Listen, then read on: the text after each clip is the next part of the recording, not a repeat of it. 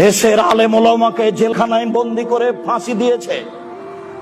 দেশের আলেম ওলামাকে জেলখানায় বন্দি করে আজীবন জেলে রেখেছে। দেশের সুনামধন্য সুখ্যাতিপূর্ণ বক্তা জনাব দেলোয়ার হোসেন সাঈদী রাহিমাহুল্লাহ তার একজন, যাকে আজীবন জেলে থেকে দুনিয়া থেকে বিদায় নিতে হয়েছে। কেনা তাকে চিনে না, কেনা তাকে জানে না। স্বৈরাচারী শাসক নির্বিচারে কত মানুষকে হত্যা করেছে। এই দেশের নিরীহ নিরপরাধ ভবিষ্যতে জাতীয় সম্পদ শত শত শিক্ষিত ছেলেকে হত্যা করেছে। কেনা জানে না স্বৈরাচারী সরকারের কথা।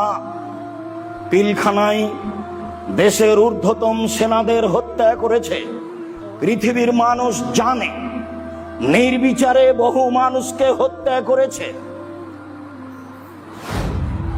ক্রস ফায়ারে বহু মানুষকে হত্যা করেছে। বহু মানুষকে গুম করে অন্যায়ভাবে ন্যাক্কারজনক, নোংরা, অশোভনীয়, ঘৃণিত পদ্ধতিতে হত্যা করেছে। সিলেটের বিত্তশালী সুনামধন্য এমপি ইলিয়াস তার অন্তর্ভুক্ত।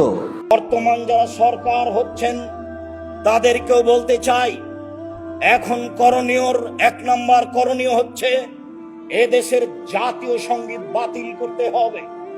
জাতীয় সঙ্গীতে ঠাকুর যতবার বলেছে ওমা তোমার আকাশ তোমার বাতাস, ততবার ঠাকুর কালিমাকে বলেছে ও কালিমা তোমার আকাশ তোমার বাতাস। দ্বিতীয়ত শিক্ষা সিলেবাস পরিবর্তন করতে হবে, শিক্ষা ব্যবস্থাপনা পরিবর্তন করতে হবে। আমি 32 বছর থেকে বলে আসছি, আমার জানা অনুপাতে 1971 সাল থেকে নিয়ে এখন পর্যন্ত এই দেশে কোনো শিক্ষিত মানুষ শিক্ষামন্ত্রী হয়নি।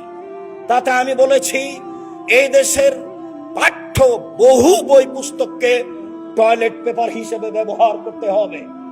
যেটা আরো আমি বলেছি, এই দেশে এমন একটি আইন বাস্তবায়ন করতে হবে যেখানে অন্তত 1ম শ্রেণী থেকে 8ম শ্রেণী পর্যন্ত ছেলেরা কোরআন মাজিদ পড়তে শিখে পড়াতে বাধ্য করা হয়, সেখানে থাকতেই হবে। সম্মানিত দিনী ভাই বোন, আমি একথাও বলেছি এই দেশের সংবিধানে একটি আইন থাকতে হবে যেখানে শরীয়ত বিরোধী কোনো কর্মকাণ্ড গ্রহণ করা হবে না। এই আইন সংবিধানে থাকতে হবে। সম্মানিত দিনী ভাই বোন, একথাও বলতে চাই, এই দেশের সরকার ইলেকশনে হবে না, সিলেকশনে হবে। হিন্দু, মুসলমান, বৌদ্ধ, খ্রিস্টান টোকায়ের ভোটে সরকার নির্বাচন হবে না। সরকার নির্বাচন হবে জ্ঞানীগুণী, সুশিক্ষিত, বুদ্ধিমান, হুঁশিয়ার মানুষের পরামর্শে। সম্মানিত দিনী ভাই বোন, আরো বলতে চাচ্ছি, এই দেশে যত স্বাধীনতার দোহাই দিয়ে মূর্তি ভাস্কর্য বানানো হয়েছে তাকে ভেঙে চৌচির করতে হবে। ভবিষ্যতেও যেন আর কোনোদিন কেউ জাতির সম্পদ দিয়ে মূর্তি ভাস্কর্য নির্মাণ না করে, এইটা সংবিধানে লিখিত থাকতে হবে।